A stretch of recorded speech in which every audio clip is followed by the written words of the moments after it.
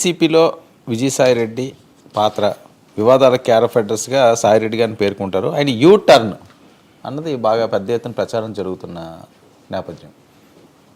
అదే యూటర్న్ ఇప్పుడు జగన్ వయసు ఎట్లా ఉన్నా విజయసాయిరెడ్డికి ఎక్కువగా సోషల్ మీడియా విజయసాయిరెడ్డి వాళ్ళు ఎక్కువగా ఉంటారు. ఆయన మనుషులు, ఆయన సూచనలు అవి.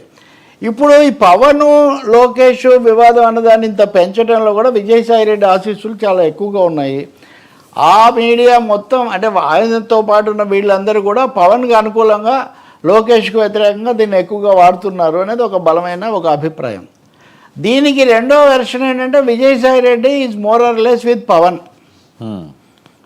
He will sail with Pavan and or BJP for that matter. BJP చేర్చుకోవచ్చు. కాబట్టి అటువైపు అది పెరిగి మీరు చూస్తే ఈ మధ్యకాలంలో జగన్ను విజయసాయిరెడ్డిని కలిసి మనం ఏం చూడం.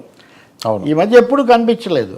నిజానికి సజ్జల రామకృష్ణారెడ్డి కూడా బయట కనిపిస్తుంది చాలా తక్కువ, కానీ అప్పుడప్పుడన్నా ఆయన కనిపిస్తున్నారు. విజయసాయిరెడ్డి జగన్మోహన్ రెడ్డి కనపడకపోవటము, ఎన్ని గొడవలు జరుగుతున్నా కానీ మిగతా పార్టీలను విజయసాయిరెడ్డి ఏమీ అనకపోవటము. ఇంకోటి నిన్నటి నుంచి జరుగుతుంది ఏంటంటే, ఒక 2 నెలల కిందట మన సమయాన్ని ఆక్రమించిన కాకినాడ సీపోర్ట్ వివాదం, దాన్ని ఈయనకు సంబంధించిన కుటుంబ సభ్యులకు సంబంధించిన అరబిందో వాళ్ళు వదులుకోవడానికి కూడా సిద్ధమయ్యారు. వాళ్ళకి ఇచ్చేస్తాము అంటే పరిష్కారం దిశలో నడుస్తున్నారని.